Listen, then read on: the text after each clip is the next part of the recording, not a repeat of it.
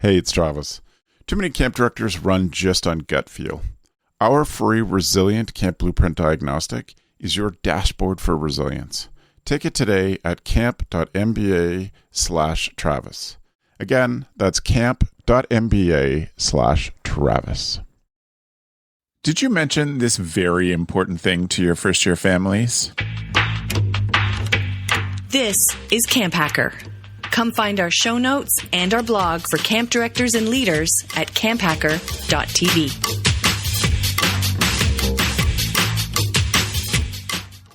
This episode of the CampHacker podcast is brought to you by UltraCamp. Wouldn't it be refreshing if your registration software gave you more time? With UltraCamp, you can track attendance, manage staff applications, streamline registration, and much more. Get back the time you need to focus on what's really important, camp. Find out more at summercampsoftware.com/camphacker. Crazy Creek Products is proud to support the CampHacker podcast. They've been perfecting the just sit there mentality for campers since 1987.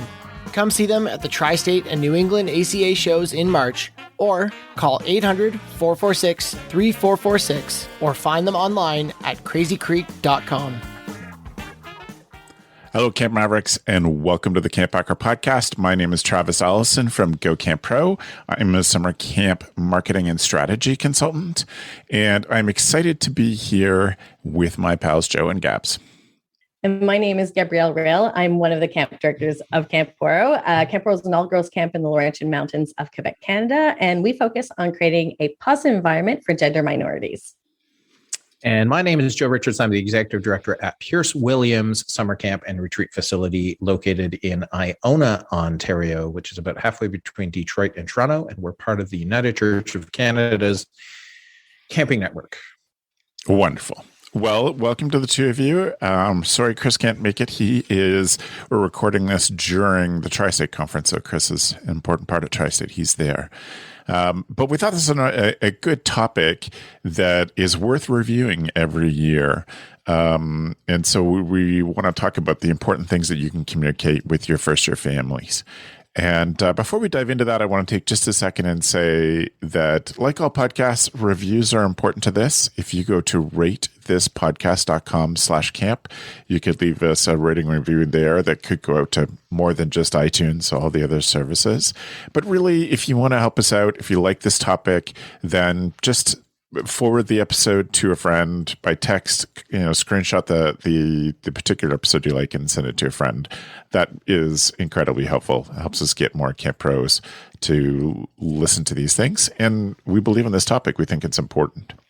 I'm going to start this off by saying that I think that a lot of camps undervalue the importance of specific communications for first-year families, brand new to camp families, and that they just assume that the same information that they give everybody who's been coming is good, and that the same style of information will work. And I don't believe that that's true. I believe we have to give very special attention to this. We've talked about this a number of times, so I won't go into details, but I will say that I have been tremendously inspired by Camp Champions in Texas and the work that they have done, the research they have done in creating specific staff positions in looking after first-year families, and then putting that importance on it. And they discovered this and put time and effort into this because it saves them time and money in the future, and it is an excellent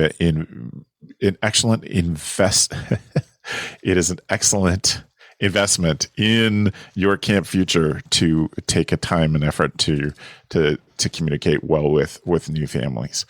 So, Gab, for you, what are some of the important sort of philosophy, instead of specifics, what are some philosophies or things that you think it's important for us to think about? So for me, I think, so we're talking about what do we tell first year families? And I think that sometimes as camp professionals, we think, listen, I put everything in the camper guidebook or it's all on my website.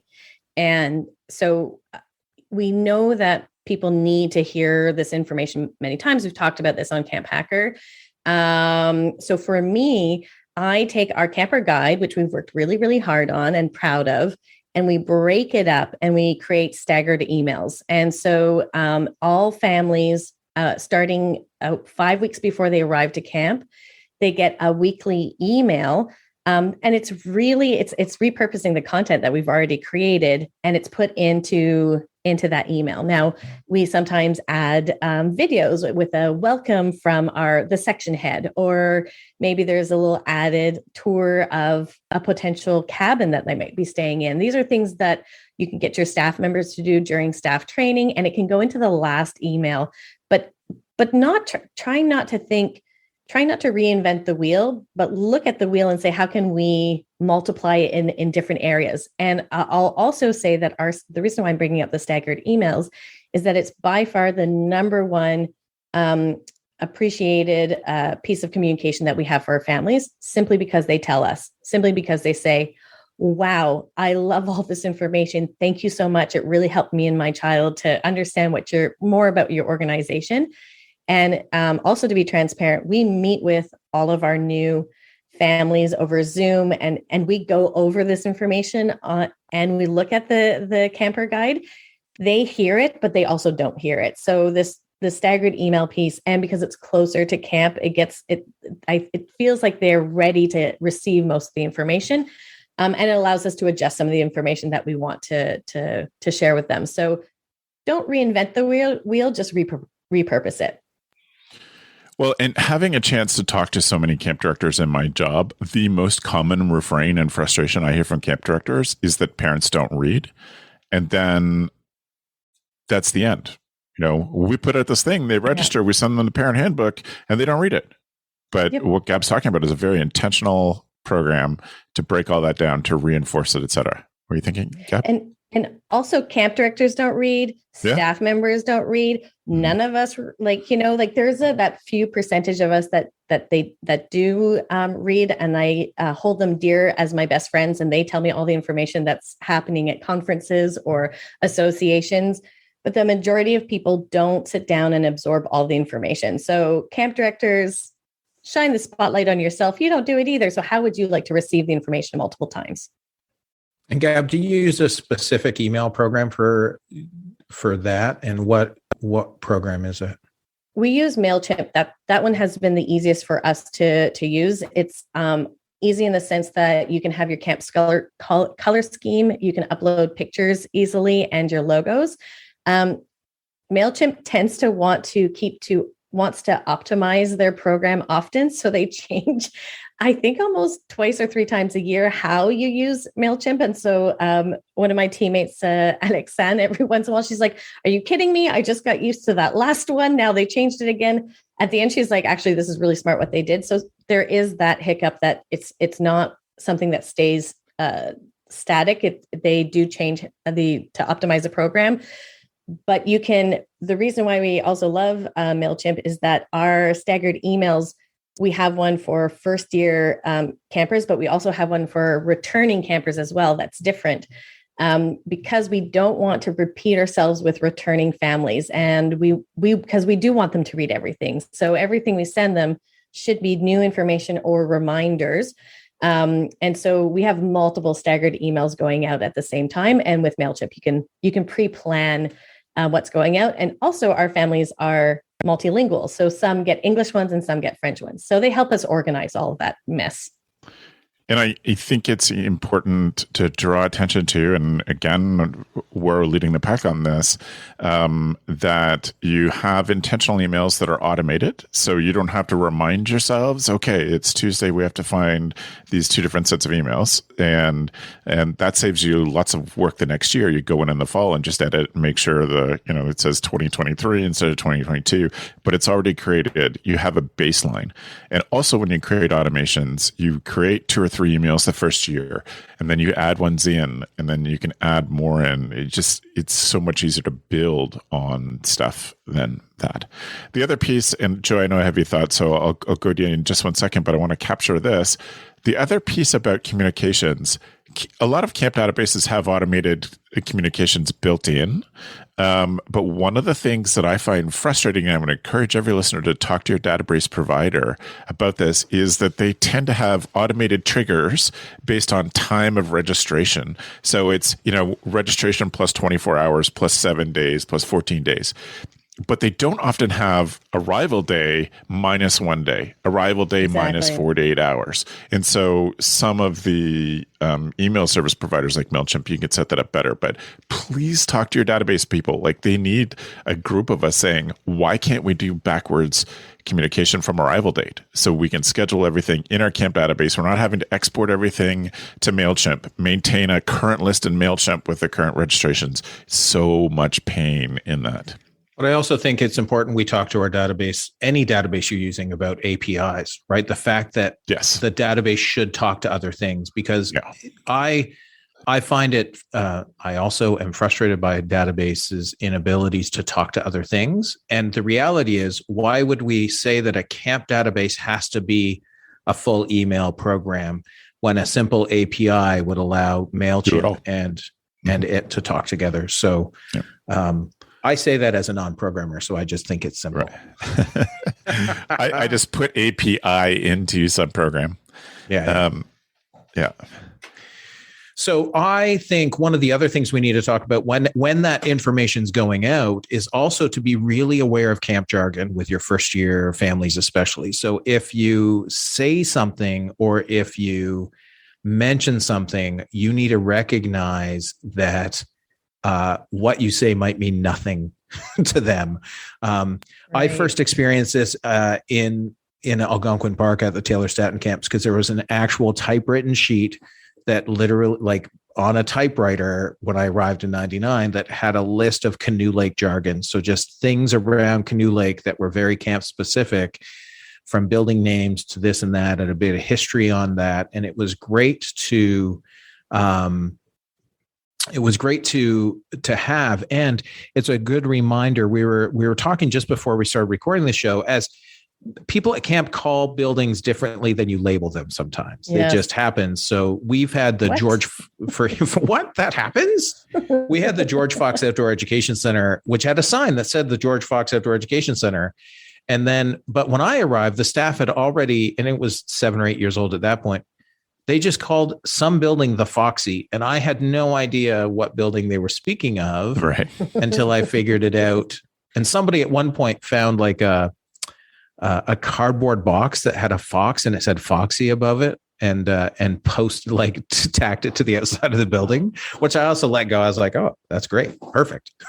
And go from there. So the idea of, with first year families, the jargon, even when they drive in, they might not know, right? If you don't call it exactly what it is, if it's not labeled exactly what it is, it can be very difficult. And not just first year families. I would also say that staff, first time staff, new staff at camp, because there's no better way to make someone feel left out than to not share all of the information. Crazy Creek chairs and products have been perfecting the Just Sit There brand for campers and staff alike since 1987. With new colors in stock for 2022, reach out to Crazy Creek today for summer 2022 season specials. Mention this ad when you email or call in and receive 10% off your entire order and free single color logo on your Crazy Creeks. No tool is more vital at camp than a Crazy Creek chair. Call 1-800-446-3446 or email chill@crazycreek.com to guarantee your chairs for the 2022 season. Did you know Crazy Creeks are given to campers at check-in at over 500 camps in the U.S.? Great camps like Philmont and Kanakuk include the chair in the camper's registration price and package. Add a free logo on the back and your camp name will stay with the campers for life. No one throws away a Crazy Creek.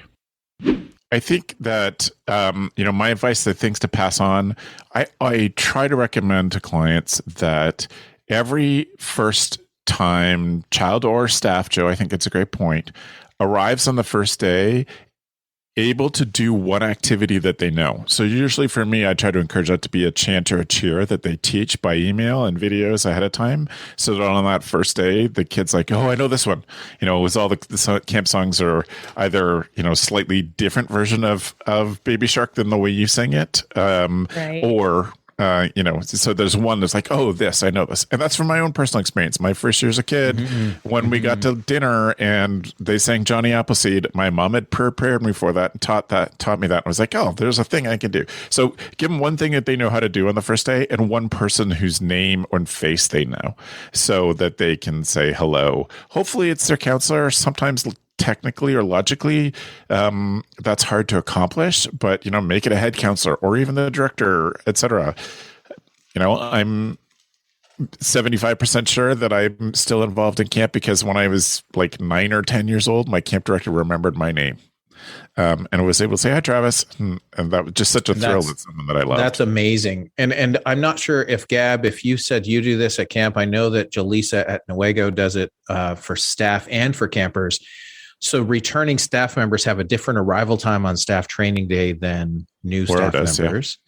Yeah. And Newaygo does it with campers as well. So returning campers come in earlier than new campers by like 2 or 3 hours to give the returning campers the ability to re-see their friends, do all of that stuff, and then really focus on welcoming the new girls to camp. I'm going to say that Jaleesa was heavily inspired by Gab talking about that on the CampHacker show and set it up there because it's such an awesome idea, Gab. As if Joe's not on the show.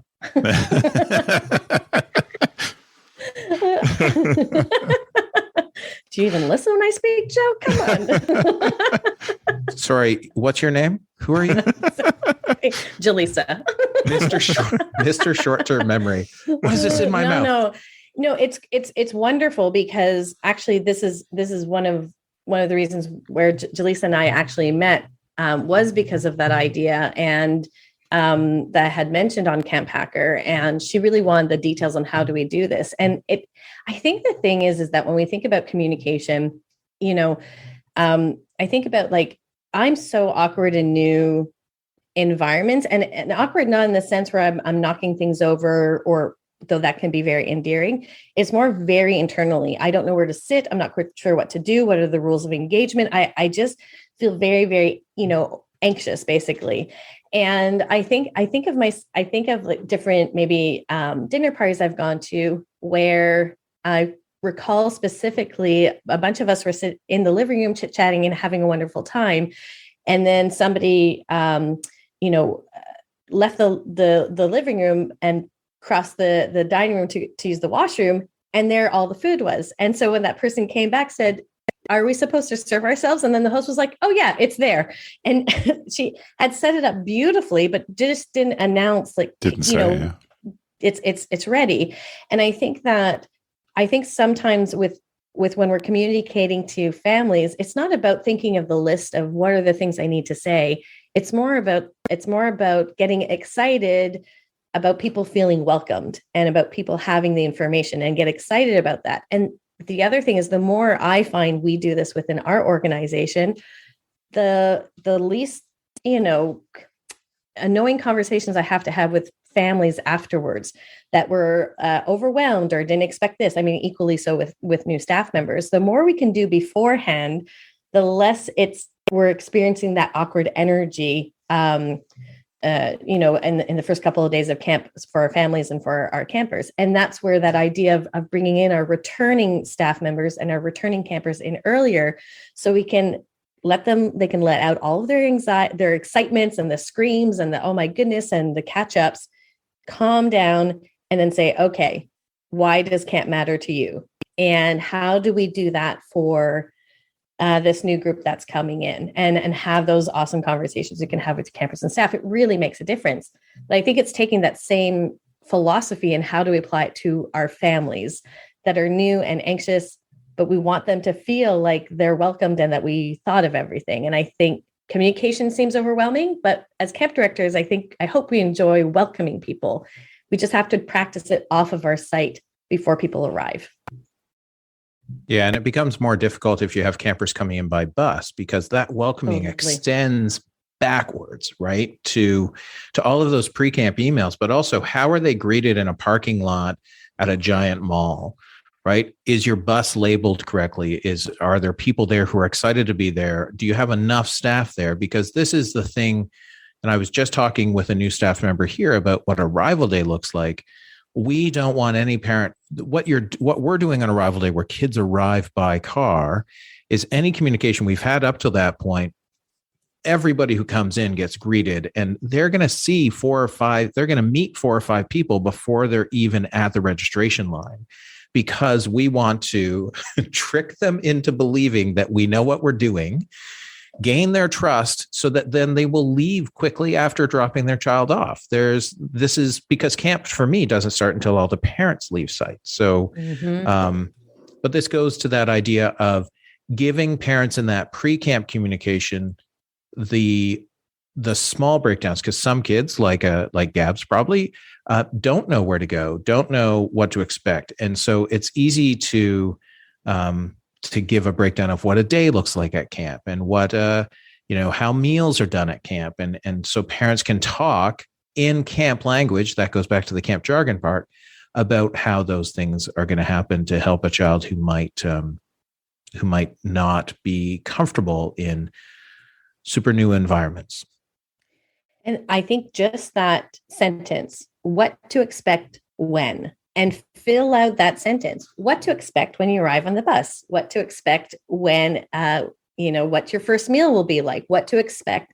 And if you can fill these out, and if you can have, it's a wonderful staff training exercise, especially with your leadership team members who hopefully love your organization, are looking forward to leading the new team, but getting them to actually map out what to expect on not your first day, but when the car, drives underneath the arches, or when the camper steps foot onto the bus. What does that look like?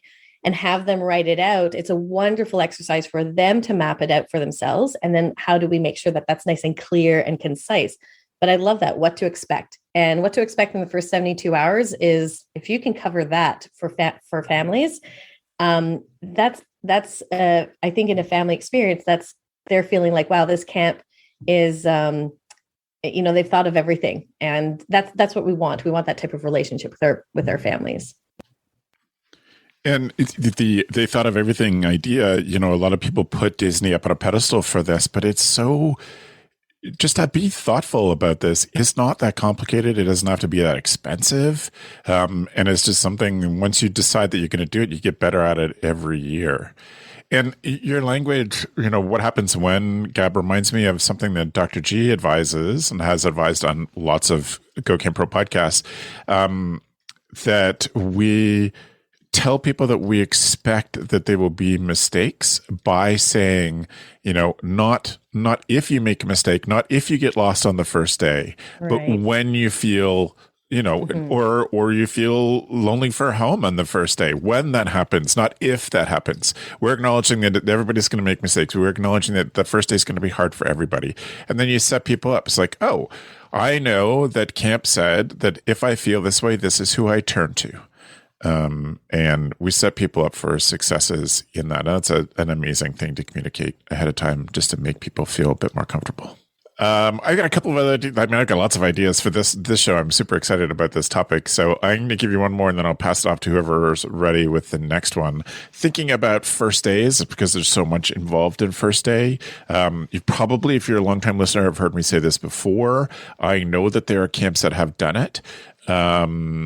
One client in particular of ours has done an amazing job of this, helping younger kids on first days. So if a kid shows up when they're 11, it's their first time at camp. It's a little different than if a kid shows up at 9. I know a number of camps have done this, have taken sort of the average or normal steps in that first day from the time that the child wakes up at home, and has made that into a storybook, a coloring book that people can do. So the kids get it the week ahead of time. They can work through their whole first day of camp in a coloring book. And so it starts from when you wake up, your final packing, get on a bus or get on a plane, arrive. This is what the arrival is going to look like. And it's all a coloring book. And this is what your cabin's going to be like, meal, the activities on the first day. And it's just I'm gasping. Yeah. That's amazing. That's and I've been suggesting it for years. I know a couple of camps that have done it, and it's just such a standout thing for parents. Like it really gives them, and these camps in particular, you could email PDFs of this, print this off at home and color this out, or you could have it printed on cheap coloring paper and sent to families to do that. So I think that's an amazing idea. It's an amazing implementation. It's my idea whether or not it's amazing for that, but that the implementation of it I have seen has been amazing. What else would you tell first-year families, Joe? I would tell first-year families about two things for the end of their session. So our sessions at camp are only 5 days long, so we don't have the first 72 hours. The first 72 hours is almost the end of camp. Yes. And so fair enough. we also share with people, I think it'd be great to share with people two things, places to stop after camp, right? Like on Friday afternoon, a few years ago, Iskis had set up a partnership with Shaw's Ice Cream locally, where there was a gift card we gave, not a gift card, a discount card we gave to the families upon departure so they could go get ice cream on a Friday afternoon. But I also think in that same vein, something to the parents could be emailed that on departure day to the parents about how to talk about camp with their kids, right? How to ask what camp is. Because there's so many things that I, as a camp director, do not share with you as a parent, because we want the camper to share that. And so giving parents a quick, 5-point checklist about how to talk about camp with your kid and find out how their week went, beyond all of the manipulation I put in place to make sure their final day is all they remember. So it's just great. Had chips and burgers for lunch. We had, there was battle stouts. There was this, there was that. And it's, that's what I call Friday excitement, right? That you just want the latest memory to be the memory, but to have parents be able to ask about how their week went and give them a place where they can go as a family and spend a couple of, some time talking about camp. Super smart. What else do you think, Gab? I think that parents want to support their kids going to camp, but don't necessarily know the tips and tricks. So just having a tips and tricks, such as write a letter or postcard 5 days ahead of time, depending on where they are. Maybe pack family pictures if they're sleeping over. But having that list of things, suggestions for parents. It's kind of like it's maybe for first year parents, it's something that they wouldn't think about, and so just like that little like top 5 or top 10 list, I absolutely love. And again, first year families are typically really appreciative. And then you have like those families that were, both parents have gone to camp before and they have all, they have their ideas. So they already know, but they love the fact that we have already written it up and saying, oh, I wish my parents did something like this, So I think like having those items, those pieces written up for them is really nice and comforting. And I think that goes to the point of like, we see parents bring packs of letters for us to deliver because a 5-day of camp, it's hard to organize mail. Get mail there. Yeah. So instead of trying to mail them a few days before, they literally just slip our medic, right? 3 letters, with the day on it. But to tell parents to do that would be beneficial because there's something very different about a handwritten card from your parent or guardian versus like an email joke, right? Like there's 2 different things going on. And I think parents really appreciate it. And this came about because we also have the same system when families, if they're able to drop off their kids, they give us either care packages that, and has a date on it and when we're to give it to the child or letters. But this idea came about because the person that was receiving those packages saw in one of the parents' faces, who was a new parent, saying, I didn't know I could do this, or I hadn't. Yeah. And that sucked. I was like, dang, we hadn't prepared you. So we did this, little, just a mini little, hey, parents, this is some ideas. This is what you can do. Whatever fits with your organization, it's different for every team, but just giving those first year parents that leg up, then they know, oh, okay, like this is something that I can do. And they don't feel regretful when they get to your organization and say, oh, I should have done this. An awesome implementation of that is Birch Trail Camp in Wisconsin. Check out their YouTube channel or their website. They have broken down like how to write a good letter to your daughter at camp. What that includes, what kind of encouragement, what your daughter may be feeling.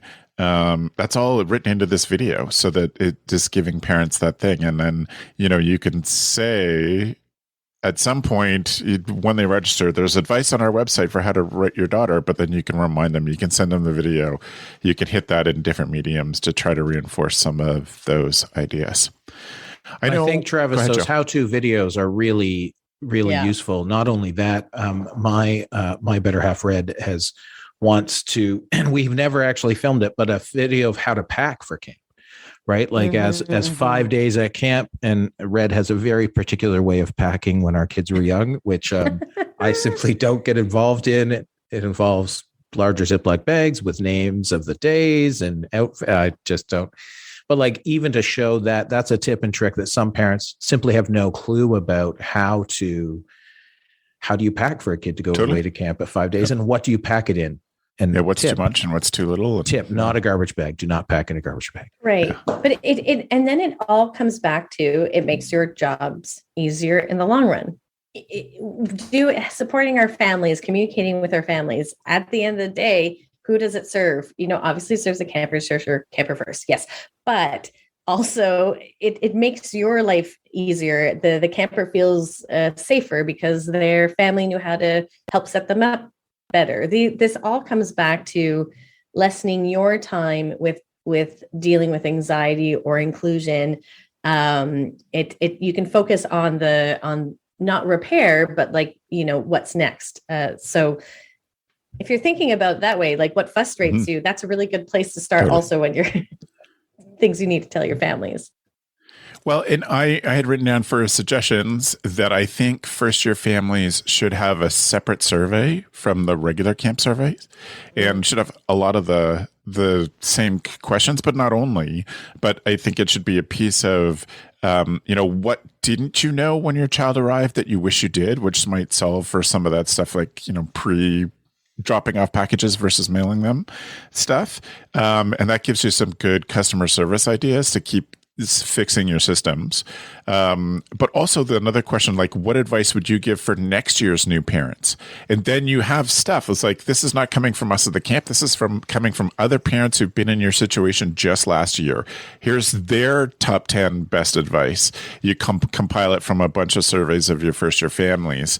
And then you have another piece to reinforce. We're incredibly intentional. We want to share all the ideas. We want your child to be successful. And, here's how other families have done it. That's a thing that I think is super smart.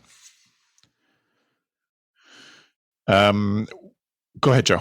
Yeah, please. I have one more. The idea of, and we don't do this. I don't want to say that we do this. I just want to say that I have lots of ideas that I don't do. But the idea of putting new families in touch with older families for those FAQs and those questions, because what happens is a lot of new parents are new parents, right? I think it's funny because when you said earlier what to expect when, and as a parent, I'm like, oh, that's the what to expect when you're expecting, which is still one of the best-selling books for families who are expecting. And so for first-time families, to connect them with an older family who can answer those questions. So it's recruiting a few. It's not to say that you need a direct match with everyone, meaning that if I choose Cheryl as the returning camp family, Cheryl could probably talk to 4 or 5 parents, right? It's not like I need a one-on-one. And so one at a time, but I don't need 5 Cheryls to talk to 5 parents. And so the idea that, because sometimes it's just questions that we would never imagine. And if you train Cheryl on how to, to write down those questions, so then they get back to us, then they can go into videos, then they can go into FAQs and be even more helpful, to the point where at some point we'll just put that information into parents' brains before they ever register, and they'll think, why didn't I ever come to camp? Right? And I should sign up for camp because I know everything about camp. So connecting first-time families with older families for questions. Same thing, you can do that with staff as well. I saw this was and I apologize if you're listening. I don't remember the name of the camp. I know it was a camp in Edmonton, Alberta, Canada, who did this. They had they drew most of their families from one city, Edmonton, in their case. It wasn't like they had Edmonton, Calgary, Vancouver, and wherever. So they could really focus on that city. They could get to know and talk about that city. And they put together a staycation package for parents. It was effectively under the banner of, so you've sent off your kids for the week and you're free parents for this week. And they had gone through all the local events in the city, and like for each week or each session that those kids are at camp, like, here's the free events, here's the cheap events, here's the more expensive events going on. So to help you plan your staycation. And, it wasn't, it wasn't a direct, this makes your camp experience better, but it definitely demonstrates that you're thoughtful about the parents' experience as well as the kids. And I thought that was super smart, really thoughtful, really intentional. I love that. Wow. I think that whether you're a day camp or a sleepaway camp, we have very few moments to impress, or I won't say impress, but connect and build trust with our families. And if you get to see them twice a day, then you have that opportunity at the beginning and at the end and pickups. And but some camps, you don't even meet the families in person. And so we really put a lot of time and energy in being thoughtful and intentional for our campers and for our staff members. Well, that's the hope. Our families, if we can show the same type of intentionality that we do with the people that are on our site, with the people that are off of our site, it just translates. If they're being intentional with me this way, this is an intentional camp. So I love that sort of mentality. And that wouldn't be long or hard to do. You could look at your local area and say, there we go. So I love that. Like, take every opportunity to show your intentionality for your family so that they can speak positively about you, because they don't have necessarily the summer camp experience, obviously, that their children have had. Yep. Excellent. Well, I'm so grateful for the two of you, and thank you for the ideas. And it's so fun to have these calls and just gather so many ideas from so many places. It's awesome. If you got some great ideas, listeners, and you appreciate this, if you're watching us on YouTube, we'd love a thumbs up, and please make sure you subscribe. But as I said at the beginning, pass on this episode if you think there's something that one of your camp friends could appreciate and could learn from. We're grateful for those as well. I want to take a second before we move on to thank our sponsor for this episode, UltraCamp. We're so happy for their support throughout the season, and we're grateful to have them. We know that getting pictures sent to us from Tri-State this week that we're recording, and I know that Ruby was able to stop by UltraCamp's booth to thank them for sponsoring Camp Code, but we want to just say thank you to them. One of the things that UltraCamp does is provide something really specific for CampHacker listeners. So you can discover their 10 best marketing tools and tips by visiting them at ultracamp.com/CampHacker. CampHacker is all one word. There you can download their free guide. The thing about this job is that it can feel so much like you're just tied to your office, and you've got no time left to go out there and do camp, enjoy camp, and really, get to meet the kids and the staff that you impact. The folks at UltraCamp know this, and they know that you didn't get into camping just to be tied to your desk. So they created the software to help camp professionals like yourself handle the registration details, handle the reporting quickly and efficiently. UltraCamp has transparent pricing and flexible pricing. It means you can rest easy, you can focus on your job, you can focus on the camper's experience. There's a low minimum entry point for getting in and using UltraCamp. They have clear pricing with no hidden costs. They have flexible payment terms and no long-term contracts. UltraCamp's goal is to provide resources so their clients can spend more time in camp doing what they do best. And if this doesn't sound like your registration software, don't you think it should? Visit their website at ultracampmanagement.com/CampHacker and set up a time to chat with them. We look forward to meeting with you. So thank you to UltraCamp. That means it is time for our Tool of the Week. Tool of the Week.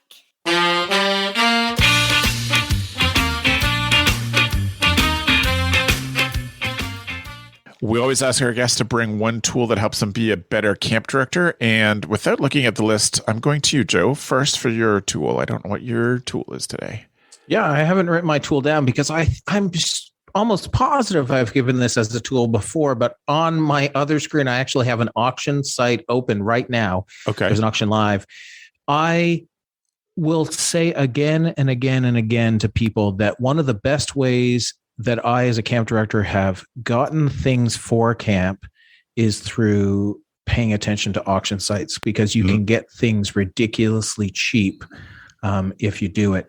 At some point I use a many local sites. So go around highbid.com. That's hibid.com. And then you can choose your local auctions from there. And I get email newsletters, probably once a week or a couple of times a week from each of the auctioneers. And the reason I brought it up today is because A, there's an auction going on right now, but B, I got onto a different one, Bid Spotter, and it is like industrial equipment, food plant equipment. Right. So like if I wanted to buy a cheese shredder for like bagging 100-pound bags of shredded cheese, you can buy stuff like that.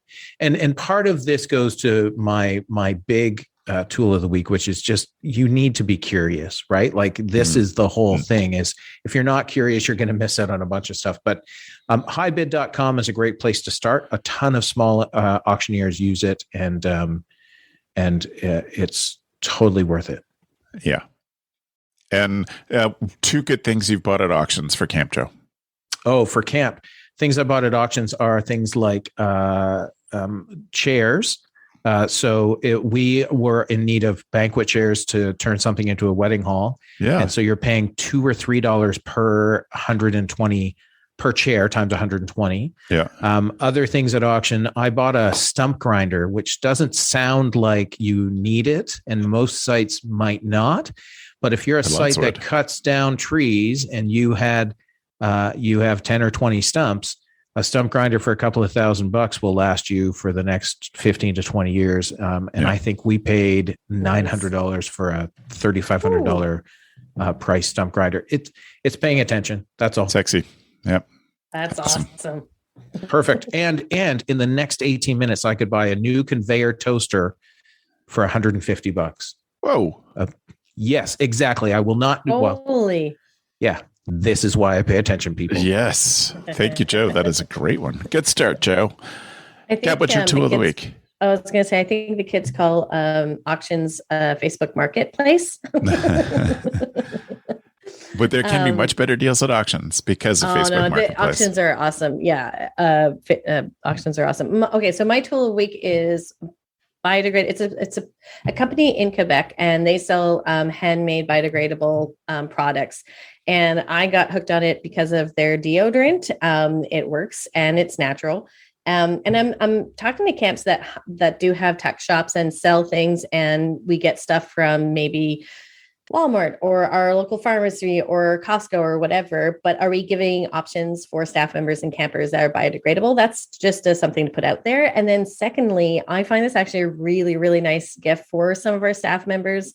So if you're wanting to be like, oh, here's a little something fancy, it's vegan, biodegradable, comes in really cute packaging. The artwork on it's quite lovely. So, and you can order it online, and they have a really large product line. So it's a lot of like for everybody. And then the last thing I'll say about it is that they have a stain remover soap bar. That thing hasn't met a stain that it can't handle. am very skilled at staining things, and I've used it multiple times, and it blows my mind. It's magical. So this organization or other organizations, see if this is something that your camp would be interested in also having in its tech shop or giving away as gifts. Super. That's so fun.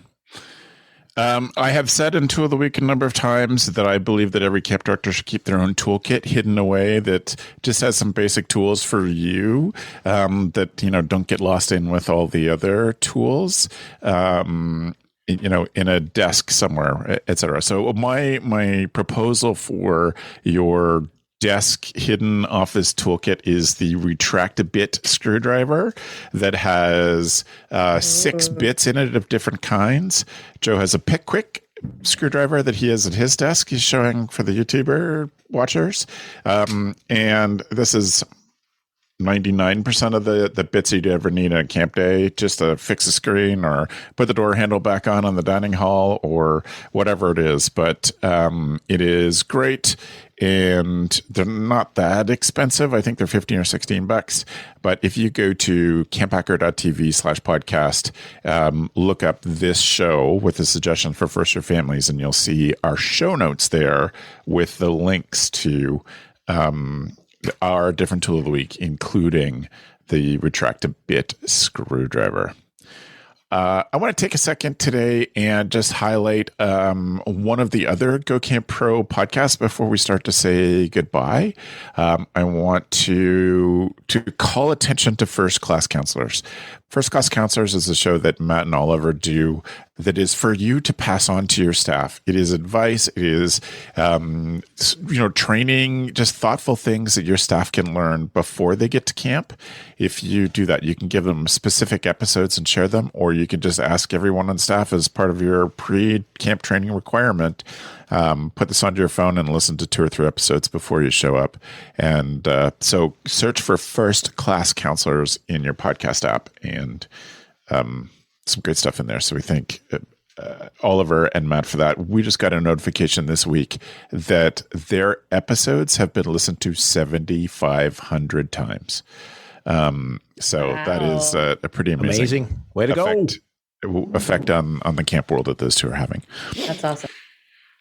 So if you want to follow up with Joe or Gabz, you can go to camphacker.tv/podcast, search for advice for first year families. If you have questions or comments about the show, you can reach me, Travis, at gocamp.pro. We thank you for listening. Thank you for being a part of the audience. And I thank the two of you for your impact and your input for this show. And thanks for the evening, friends. The Camp Hacker podcast is brought to you by Beth and Travis Allison, summer camp leadership training and marketing consultants. Thanks for listening. Camp Hacker, bringing your world into focus. Hey Camp Pros, we love that our industry is built on sharing. In order to foster that spirit, we hope that whenever you share an idea that you learned from the Camp Hacker podcast, conference, summer camp professionals group, or wherever else, that you're quick to give credit where credit is due. That way, we can all encourage more camp pros to share the tips and tricks that will make camp better. Hey, it's Travis. Camp directors often tell me they're just too tired to take on anything new. That's exactly why my free Resilient Camp Blueprint Diagnostic exists. It doesn't add work, it shows you progress. Quick, free, repeatable, you'll know if your systems are paying off without the guesswork. Try it today at camp.mba/Travis. That's camp.mba/Travis.